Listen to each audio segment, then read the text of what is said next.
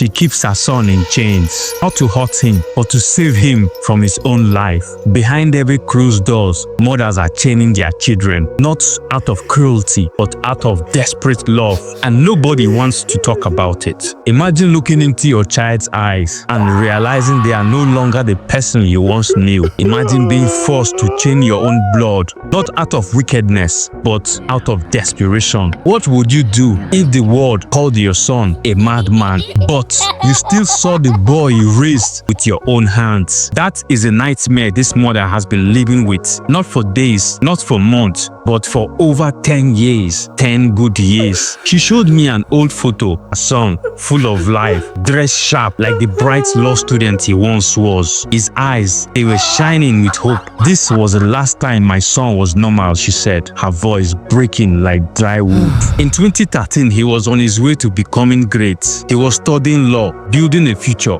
Then one day, he came back home from school and everything changed. From then, he wasn't the same, restless, talking in riddles, seeing things nobody could see. Days turned into weeks, weeks turned into months, months turned into years, and just like that, the brilliant boy she raised began to slip through her fingers. Was it drugs, mental illness, spiritual attack? Nobody could say. No answers, just questions and pains. As the years drag on, his condition got even worse, much worse. Now he fights invisible enemies, scream at voices no one could hear except him, and sometimes he lashes out. The neighborhood boys, they have warned his mother, if we see him lose again, we are going to finish him. To them, he's a threat, a danger, a madman, a lost cause. But to his mother, he's still her child, her son, her boy, her beloved son in whom she is well pleased. So she did the unthinkable. She chained him, not to punish him, but to protect him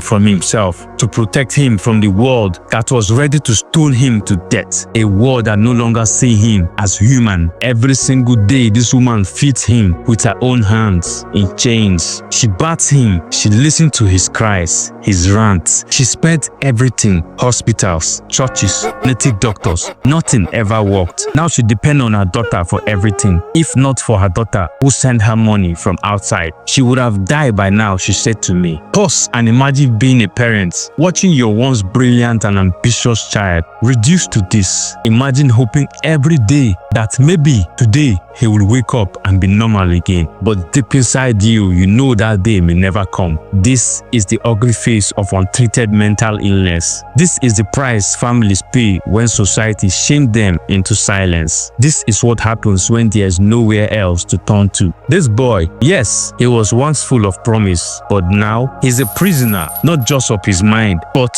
of a society that has failed people like him. And I ask you, how many more mothers are hiding their children in chains right now? How many sons and daughters have been lost, not to death, but to ignorance, regrets, and stigma? Maybe it's time we stop looking away. Maybe it's time we stop pretending. Because no human being, no matter how broken, deserves to live like this. Moral lesson: sometimes life can flip in a second. No one even knows why. Whether this young man's torment is spiritual or mental or both, one thing is clear: he is suffering. And what he needs is not judgment, not fear, not change. He needs real help, real solution, real compassion. No one deserves to live like this, not even your enemy. And no family should be left to carry a heavy cross alone. Call to action. Let us break the silence. If you know someone going through this, don't shame them. Offer help. Raise your voice. Push for real answers. Because every life matters, even the ones society had already written off. Until now, nobody knows if it was spiritual or mental illness, but the mother continues suffering until this day. Thank you so much for listening to my podcast. I hope you enjoyed it. My name is Stanley Chooks, aka Advance, aka Pink, the fine boy.